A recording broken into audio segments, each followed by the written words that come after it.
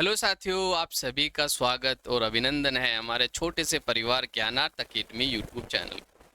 आज से हम एक नई क्लास आपके लिए शुरू करने वाले हैं, जो कि आपको रोज क्लास मिलेगी। कौन सी क्लास है? तो राजस्थान कला एवं संस्कृति हम शुरू करेंगे। उसमें जो भी टॉपिक्स है वो सारे मैं आपको कंप्लीट कराऊंगा, और मैं वही क्वेश्चन आपको करवाने वाला हूँ जो एग्जाम्स में आ चुके हैं। उन्हीं क्वेश्चन के जो इर्द गिर्द के जो तथ्य हैं उनके बारे में अपन चर्चा करेंगे, और डेली के अपन 10 से 15 क्वेश्चन करेंगे। तो आज की क्लास हम शुरू करते हैं। इससे पहले अगर आप नए हो तो हमारे चैनल को ज़रूर सब्सक्राइब कीजिएगा, लाइक भी करना ना भूलें और कमेंट भी करें। अगर आपकी कोई क्वेरी हो तो कमेंट ज़रूर करें और अपने मित्रों के साथ ज़रूर शेयर करें। तो पहली स्लाइड की ओर बढ़ जाते हैं। पहली स्लाइड में देखते हैं क्या है। पहला क्वेश्चन है आपके सामने कि निम्नलिखित में से कौन सा किला मरुस्थलीय किले की श्रेणी में आता है। तो देखो, मैं बता देता हूँ आपको। पहले ये पेन ले लिया मैंने, इसका कलर चेंज कर लिया। अब देखते हैं अपन। जूनागढ़ आपका बीकानेर में बना हुआ, ठीक है। कहाँ बना हुआ? बीकानेर में। मेहरानगढ़ आपका जोधपुर में हो जाएगा। गागरोन आपका झालावाड़ के अंदर हो जाएगा। क्लियर। नाहरगढ़ आपका जयपुर में हो जाएगा। तो सवाल आपका क्या पूछा है कि सवाल आपका ये पूछा कि मरुस्थलीय किले की श्रेणी में शामिल है, आता है।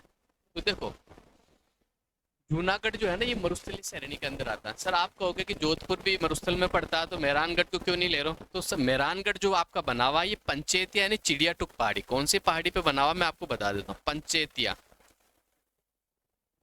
तो ये तो गिरी श्रेणी में आ गया। कौन सी श्रेणी में आ गया? गिरी दुर्ग की श्रेणी में आ गया आपका। तो ये आपका मरुस्थल में नहीं है, ठीक है। मरुस्थल में तो बना हुआ है लेकिन गिरी में बना है, यानी पहाड़ी किला है ये आपका। और गागरोन गेट तो आपका जल का हो जाएगा। नाहरगढ़ आपका जो भी ये गिरी हो जाएगा। तो इसका जो आपका राइट आंसर हो जाएगा जूनागढ़, जो कि आपके मरुस्थल यानी दानवन श्रेणी में आता है। तो देखो, यही अगर अपन बात कर लेते हैं, कुछ एक्स्ट्रा तथ्यों की मैं बात कर लेता हूं तो देखते हैं अपन। सबसे पहले मैं बात करूंगा, देखो दुर्ग अपना जो आया, एक तो होता है दुर्ग, होता है आपका, एक आपका होता है दुर्ग। अच्छे से समझना आप। एक आपका होता है दुर्ग, जिसे अपन गढ़ भी कह सकते हैं, ठीक है। एक आपका होता है किला। एग्जाम में पूछा नहीं जाएगा, बस आपको समझना है। देखो मैं बताता हूँ दुर्ग क्या होता है। दुर्ग यानी राज्य की सुरक्षा के लिए किसी भी दुर्ग के अंदर पर्याप्त साधन मौजूद होते हैं, जैसे कि आपका जल हुआ, आपकी रसद सामग्री हुई, इसके अलावा सैनिक पर्याप्त, और आक्रमणकारी जब आक्रमण करते हो तो पर्याप्त मात्रा में हथियार हो, तो उसे दुर्ग या गढ़ कहा जाता है, ठीक है। और वह स्थान, राज्य का वह स्थान जहाँ, उसे किला किसे कहते हैं? तो किला उसे कहते हैं जहाँ पर्याप्त मात्रा में सामग्री मौजूद ना हो, ठीक है। वो किले की श्रेणी में आता है। जैसे आपका नागौर का किला हो गया, सिवाना का किला हो गया, जैसलमेर का किला हो गया, ठीक है। अब दुर्ग की श्रेणी में क्या क्या आता है सर, ये भी बता दे। आपका चित्तौड़गढ़ दुर्ग हो गया, आपका कुंभलगढ़ दुर्ग हो गए, दुर्ग की श्रेणी में आते हैं। वापस से मैं डिफरेंस बता दूं, दुर्ग यानी पर्याप्त मात्रा में साधन मौजूद होते हैं, जबकि किले के अंदर पर्याप्त मात्रा में साधन मौजूद नहीं होते आक्रमणकारी से लड़ने, आक्रमणकारी के लड़ने के खिलाफ, ठीक है।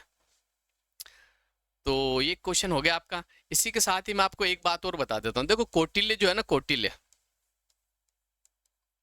सबसे पहले तो मैं आपसे शेयर कर लेता हूँ कि देखो दुर्गों का सबसे पहला जो आपको अवशेष मिलता है वो हड़प्पा से मिलता है। यानी सबसे पहले दुर्ग की जो जानकारी मिलती है हड़प्पा सभ्यता से आपकी मिलती है। कौन सी सभ्यता से मिलती है? आपकी हड़प्पा सभ्यता से आपको मिलता है। और राजस्थान में मैं बात करूँ तो दुर्गीकरण के जो अवशेष आपको मिलते हैं कालीबंगा सभ्यता से मिलते हैं। कौन सी सभ्यता से मिलते हैं? कालीबंगा सभ्यता से। कौटिल्य ने दुर्ग को 4 श्रेणी में बांटा। कौन कौन सी श्रेणी में बांटा कौटिल्य ने, मैं आपको बता देता हूँ, ठीक है। कौटिल्य के अनुसार 4 श्रेणी। सबसे पहला आपका हो जाएगा वन, वन दुर्ग। दूसरा आपका हो जाएगा धानवन। कौन सा हो जाएगा? धानवन। तीसरा जो आपका हो जाएगा ओदुक। कौन सा दुर्ग हो जाएगा? ओदुक। और चौथा जो आपका हो जाएगा गिरी दुर्ग। कौन सा हो जाएगा? गिरी दुर्ग।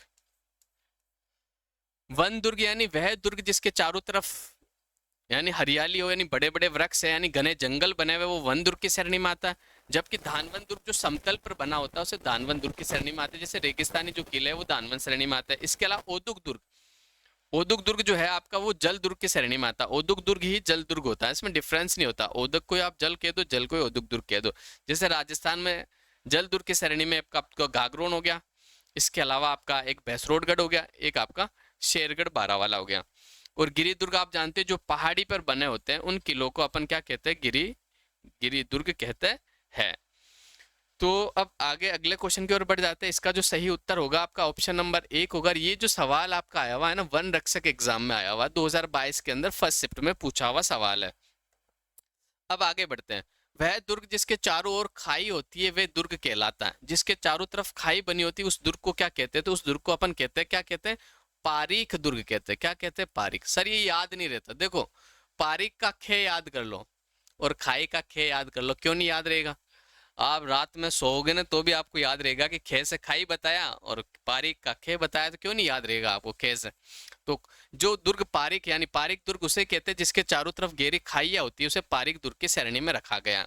पारीख से मुझे याद आया कि देखो, जो शुक्र नीति के अनुसार जो दुर्ग बांटे गए वो 9 श्रेणी में बांटे गए। कितनी श्रेणी में बांटे गए आपको याद रखना है, 9 श्रेणी में शुक्र नीति के अनुसार। अब कौन कौन से मैं आपको बता देता हूँ।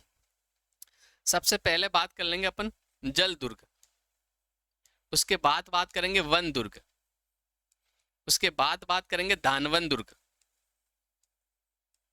ठीक है, उसके बाद करेंगे गिरि दुर्ग, उसके बाद बात करेंगे एरण दुर्ग, उसके बाद बात करेंगे पारीद दुर्ग। कौन सा दुर्ग? पारीद कह रहा हूं मैं, ध्यान से सुनना, एग्जाम में सवाल बनेगा, सारा कंफ्यूजन में इसी वीडियो में आपके क्लियर कर दूंगा। दुर्ग से जो भी सवाल आएंगे सारे सवाल अपन करेंगे। आगामी एग्जाम में कोई सा भी सवाल बनेगा आपका बिल्कुल सही होगा।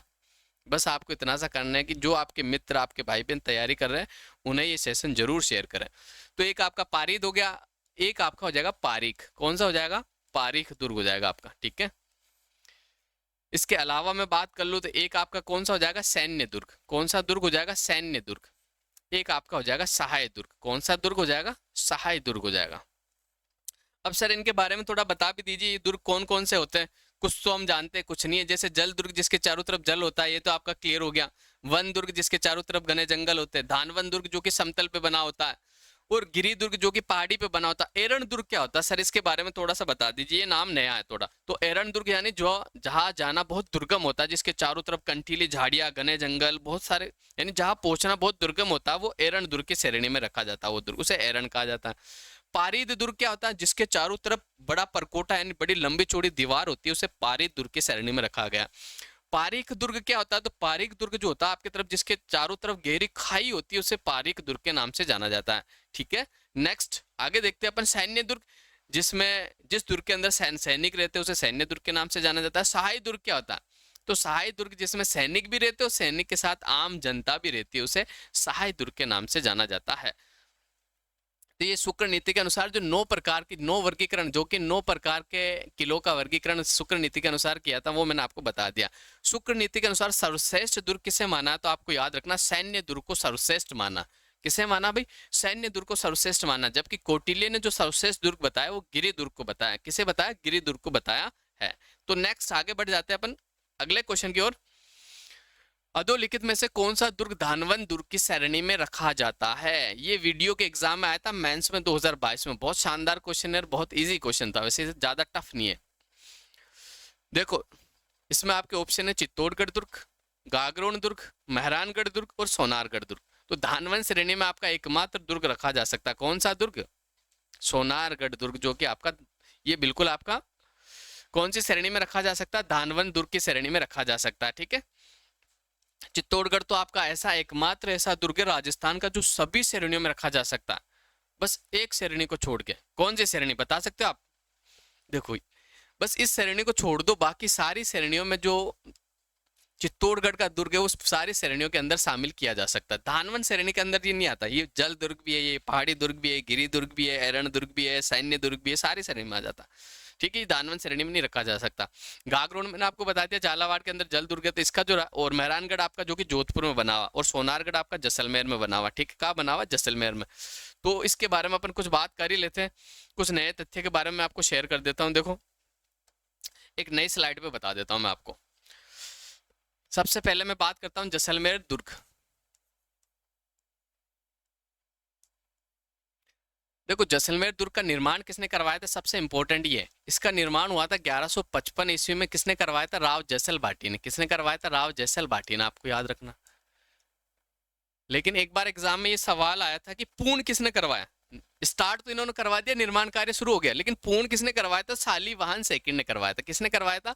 शालिवाहन द्वितीय के द्वारा जैसलमेर दुर्ग का जो निर्माण कार्य है वो पूर्ण करवाया गया, ये आपको याद रखना।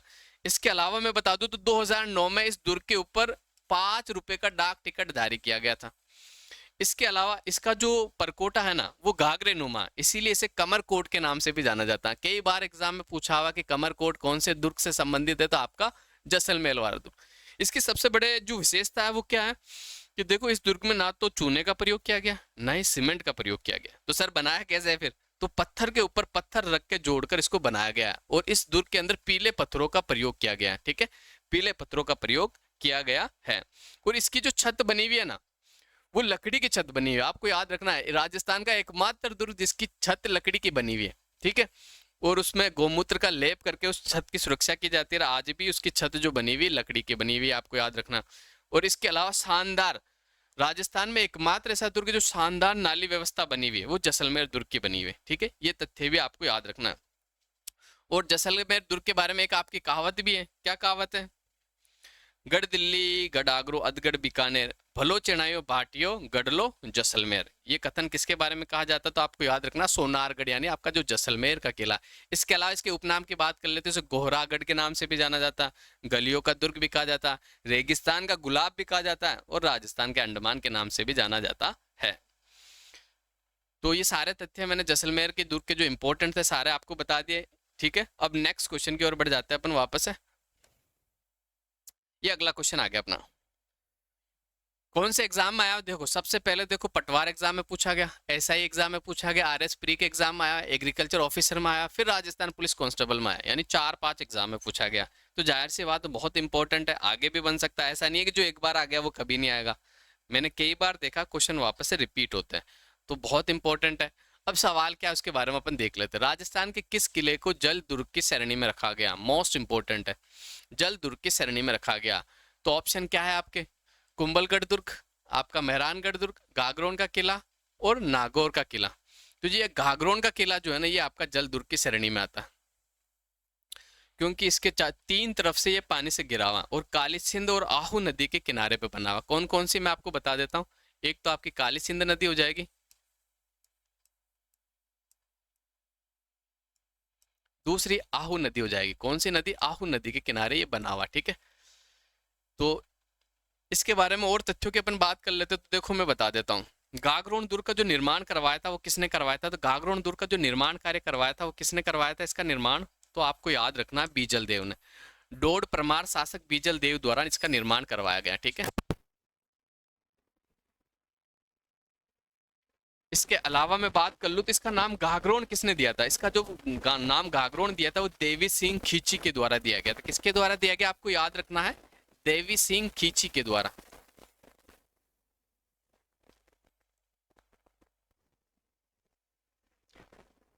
देवी सिंह खींची ने जब बीजल देव से इस दुर्ग को जीत लिया उसके बाद लगभग 12वीं शताब्दी में इसका नाम देवी सिंह खींची ने गागरोन रखा था। क्या रखा था?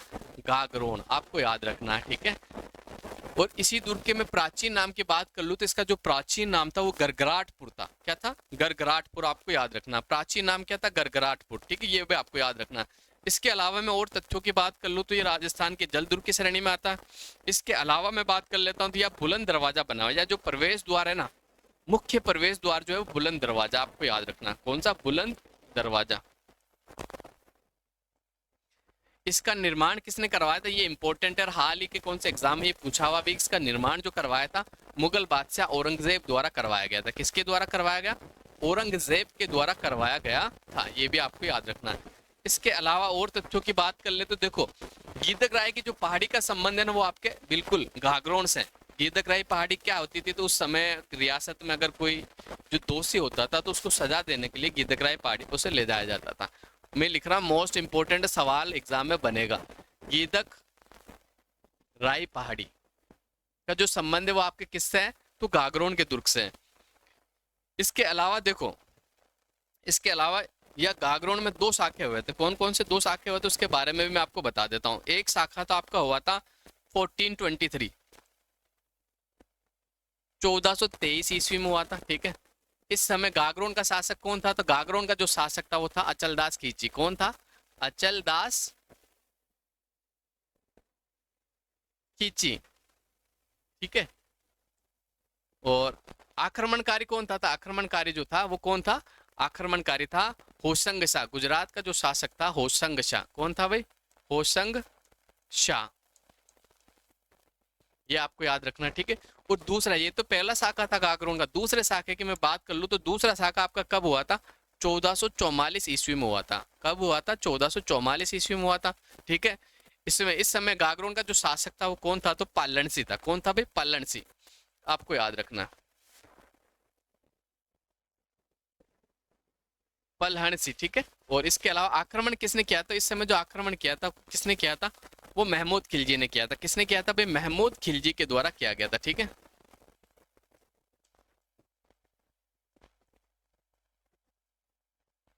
इसी महमूद खिलजी ने, पता, गागरोन दुर्ग के एक परकोटे का निर्माण करवा के उसका नाम बदल दिया गया था। क्या नाम रखा गया था? मुस्तफाबाद उसका नाम कर दिया गया था। ये तथ्य भी आपको याद रखना है। तो अब अगले क्वेश्चन की ओर बढ़ जाते हैं अपन। अगला क्वेश्चन आपके सामने है, गागरोन किला किस श्रेणी में आता है? ये अभी जस्ट अपने किया था। देखो, ये एसआई वाले एग्जाम में भी आया हुआ, आपका वनपाल में भी आया हुआ, इसलिए इसके अलावा जो असिस्टेंट वैज्ञानिक यानी कनिष्ठ वैज्ञानिक सहायक में भी ये सवाल आपका पूछा हुआ है। तो गागरोन दुर्ग पारिक श्रेणी में भी नहीं आता आपका, दानवन श्रेणी में भी नहीं आता, वन श्रेणी में भी नहीं आता, लेकिन जल श्रेणी में आता है, जैसा कि मैंने जस्ट आपको पहले इसकी चर्चा करी थी, ठीक है। और इसी गागरोन दुर्ग को देखो धूलरगढ़ के नाम से भी जाना जाता है। आपको याद रखना, अगर एग्जाम में पूछ ले कि धूलरगढ़ और डोडगढ़, कौन सा गढ़? एक तो आपका धूलरगढ़ हो गया, दूसरा आपका डोडगढ़ हो गया। इसी नाम से इन्हें जाना जाता है। इसके अलावा मैं बात कर लूं तो देखो, मधुसूदन जी का जो मंदिर प्रसिद्ध है वो गागरोन के अंदर है, ठीक है। मधुसूदन मंदिर जो आपका बना हुआ है वो कहाँ बना हुआ है? तो गागरोन के दुर्ग में बना हुआ मधुसूदन मंदिर। इसके अलावा दीवाने आम, दीवाने खास और अचलदास की दासियों के जो महल बने हुए वो भी आपके गागरोन के किले में स्थित है। और संत पीपा की जो जन्म स्थली है वो भी आपका गागरोन का किला है, ये भी आपको याद रखना है। नेक्स्ट, तो अगली स्लाइड पे चलते हैं अपन। अगली स्लाइड ये आपके सामने सोनारगढ़ दुर्ग। सोनारगढ़ दुर्ग है गिरी श्रेणी में, जल श्रेणी में, दानवन श्रेणी में, पारिक श्रेणी में। तो गिरी जो सोनारगढ़ है आपका वो दानवन श्रेणी में बना हुआ, ठीक है। जैसलमेर के अंदर स्थित है, सोनारगढ़ के नाम से भी जाना जाता है। जैसलमेर दुर्ग की मैंने आपको से चर्चा कर ही ली थी, ठीक है। इसके अलावा जो तथ्य बचे हुए वो भी शेयर कर लेते। देखो जैसलमेर जो सोनारगढ़ पे जो एक फिल्म बनी थी उसका नाम था सत्यजीत रे, ये आपको याद रखना। राजस्थान का एकमात्र किला जिसमें फिल्म बनी हुई कौन सी? सत्यजीत रे, ये आपको याद रखना है। और इसके अलावा देखो जो जैसलमेर दुर्ग है ना आपका, ये 2.5 शाखों के लिए जाना जाता है। कितने शाखों के लिए जाना जाता है? 2.5 शाखों के लिए जाना जाता है। वो 2.5 शाखे में आपसे चर्चा कर लेता हूँ कब हुए थे, ठीक है। वो भी मैं आपका क्लियर कर देता हूँ।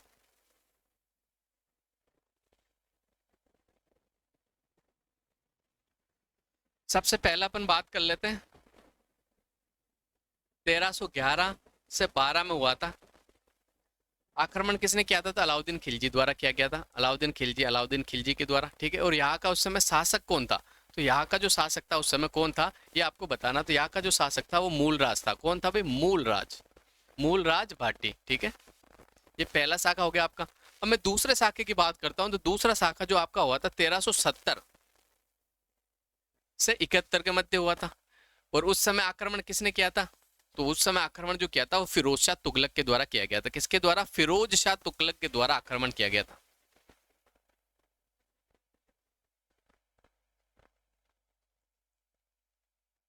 और उस समय जो जैसलमेर के जो शासक थे वो कौन थे? तो राव दूदा थे। कौन थे? राव दूदा, आपको याद रखना है। इसके अलावा मैं बात कर लूं अर्ध शाखा, ये 2 शाखे तो आपके हो गए। एक अर्ध शाखा हुआ था 1550 में। कब हुआ था? ये 1550 में हुआ था आपका।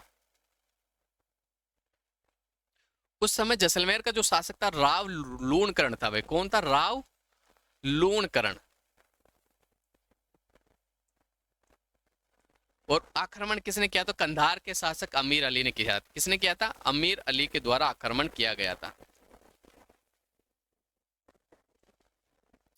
तो ये तथ्य भी आपको याद रखने हैं, जो कि जैसलमेर जो फेमस है 2.5 शाखों के लिए फेमस है। ये शाखे मैंने बता दिए कब हुए, उस समय कौन से शासक थे। बार बार एग्जाम में पूछा जाता था, ये तथ्य आपको याद रखने हैं।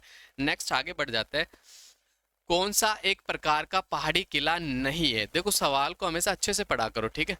मैं कहता हूँ एक सवाल को आप 2 बार पढ़ो। कई बार क्या होता है छोटी सी गलती की वजह से अपना सवाल गलत हो जाता है। तो आपको याद रखना सवाल को हमेशा अच्छे से पढ़ना आपको, और ध्यान से देखना कि नहीं है पूछा या है पूछा, आपको क्या क्या पूछा है। तो इसमें पूछा है कि कौन सा एक प्रकार का पहाड़ी किला नहीं है पूछा है, ठीक है। देखो मेहरानगढ़ तो आपकी पंचेतिया और चिड़ियाटुक पहाड़ी पे बना हुआ है, ये तो पहाड़ी किला है, ठीक है। और तारागढ़ ये भी आपका पहाड़ी पे बना हुआ है, ठीक है, ये भी क्लियर हो गया। इसके अलावा भैंसरोडगढ़, भैंसरोडगढ़ ये भी आपका पहाड़ी पे बना हुआ है। जालोर का जो दुर्ग है ये धानवन श्रेणी में आता है, ठीक है। जालोर का जो दुर्ग है ये कौन सी श्रेणी में आता है, एक प्रकार का पहाड़ी किला नहीं है। तो ऑप्शन नंबर 4 आपका बिल्कुल राइट आंसर हो जाएगा।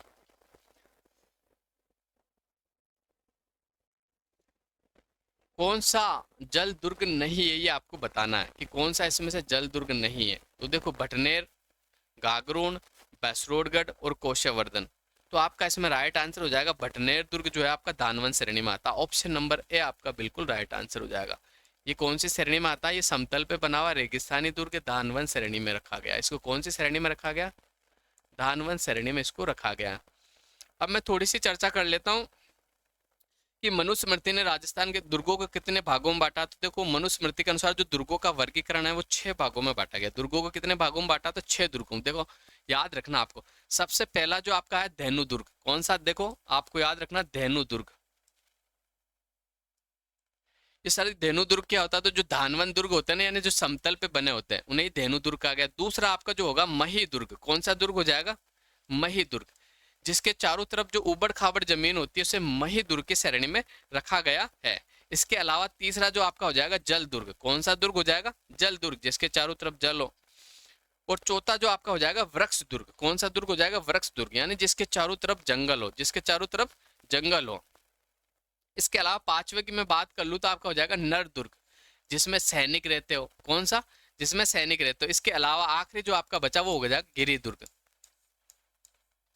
तो मनुस्मृति के अनुसार दुर्गों को 6 भागों में बांटा, ठीक है।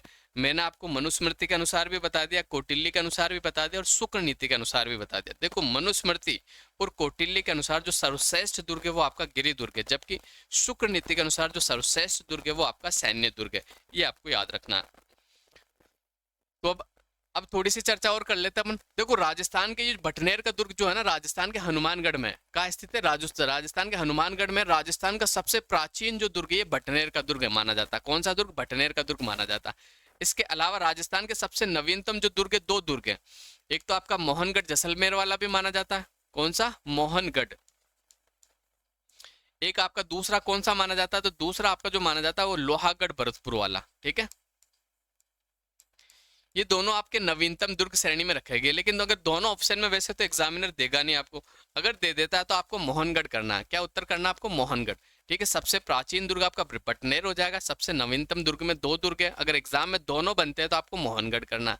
इसके अलावा मैं बात कर ले तो राजस्थान में ऐसा दुर्ग जिसपे सबसे ज्यादा स्वदेशी आक्रमण हुआ है, तो राजस्थान का जो सबसे कौन सा दुर्ग है, तो वो आपका तारागढ़ है। कौन सा, तारागढ़। सर तारागढ़ 2 है, अजमेर वाला या बूंदी वाला, तो आपका अजमेर वाला हो जाएगा। कौन सा हो जाएगा, अजमेर वाला जो तारागढ़ है आपका, इसमें सबसे ज्यादा स्वदेशी आक्रमण हुआ। अब मैं बात कर लेता हूँ सबसे ज्यादा विदेशी आक्रमण कौन से दुर्ग पे, ये भी बता दीजिए। तो ये आपका जो भटनेर हनुमानगढ़ में स्थित है, इस पे सबसे ज्यादा आपके विदेशी आक्रमण हुआ है, ठीक है। ये भी आपको याद रखना है। तो अब अगले क्वेश्चन की ओर बढ़ जाते हैं गाइस। अगला क्वेश्चन आपके सामने है, ओदक दुर्ग से अभिप्राय है। जैसे कि मैंने बताया था कि ओदक दुर्ग प्रकार किसने बताया था, याद हुआ आपको, अभी तक नहीं हुआ। तो कौटिल्य ने देखो 4 श्रेणी बताई थी, उसमें आपका था एक तो ओदक, ठीक है, दूसरा आपका कौन सा था, वन, तीसरा आपका कौन सा था, गिरि, और चौथा आपका कौन सा था, धानवन दुर्ग, ठीक है। वापस से बता देता हूं मैं, देखो कौटिल्य के अनुसार दुर्ग की 4 श्रेणी है। एक तो आपका हो जाएगा वन दुर्ग, दूसरा आपका कौन सा आ जाएगा, धानवन दुर्ग, तीसरा आपका कौन सा हो जाएगा, गिरि दुर्ग, और चौथा आपका ओदुक दुर्ग।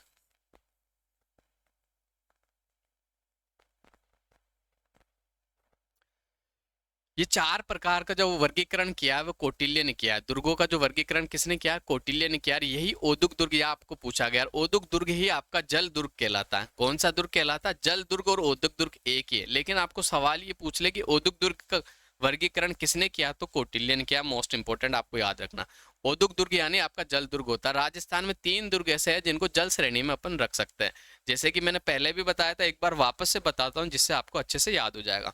सबसे पहला आपका कौन सा, भैंसरोडगढ़ दुर्ग हो जाएगा, दूसरा आपका गागरोन दुर्ग हो जाएगा, तीसरा आपका कौन सा हो जाएगा, शेरगढ़ दुर्ग हो जाएगा। ठीक है, ये 3 दुर्ग ऐसे हैं जो कि जल दुर्ग की श्रेणी में रखे जा सकते हैं। इसके अलावा चित्तौड़गढ़ को भी अपन जल दुर्ग की श्रेणी में रखे जा सकते हैं, क्योंकि गंभीरी और बामनी नदी पे वो भी बना हुआ आपका। ठीक है, तो नेक्स्ट आगे बढ़ जाते हैं अगले क्वेश्चन की ओर अपन। ये रहा अगला क्वेश्चन आपके सामने, और आज का शायद ये लास्ट क्वेश्चन होगा। धानवन दुर्ग देश के बीच में स्थित है। ये पशुधन सहायक एग्जाम 2018 में पूछा गया था। ठीक है, मोस्ट इंपॉर्टेंट ये जितने भी मैंने आपको क्वेश्चन करवाए ना, सारे एग्जाम में आया हुआ है, और इसके आसपास के तथ्य मैं आपको बताऊंगा जो भी एग्जाम के अंदर बनेंगे। तो देख लेते सवाल कि धानवन दुर्ग ना, धानवन दुर्ग में जंगल भी नहीं होता, जल भी नहीं होता, पहाड़ी भी नहीं होते, क्या होता भाई, रेगिस्तान होता। तो ऑप्शन नंबर 2 आपका बिल्कुल राइट आंसर हो जाएगा। ठीक है, अब देखो कुछ महत्वपूर्ण तथ्य दुर्ग संबंधी अपन शेयर कर लेते। राजस्थान का एकमात्र ऐसा दुर्ग जिसमें लिफ्ट लगी हुई है, बता सकता है कोई कमेंट करके मुझे कि राजस्थान का एकमात्र दुर्ग ऐसा जिसमें लिफ्ट लगी हुई है, वो राजस्थान का सबसे शानदार दुर्ग हो, कौन सा है? तो जूनागढ़ बीकानेर, आपको याद रखना, जूनागढ़ बीकानेर।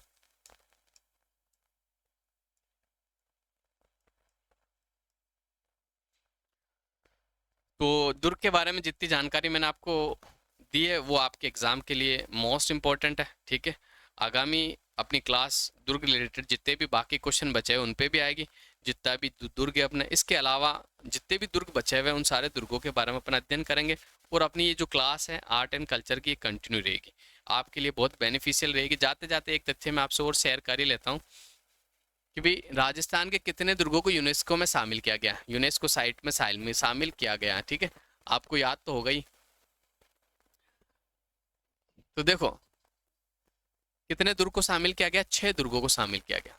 ठीक है, एक छोटी सी ट्रिक है आपको याद रखनी है, जो कि आपको याद होगी शायद।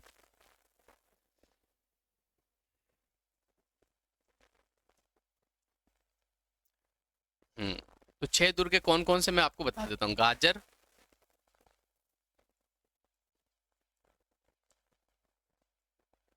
चीकू, आम,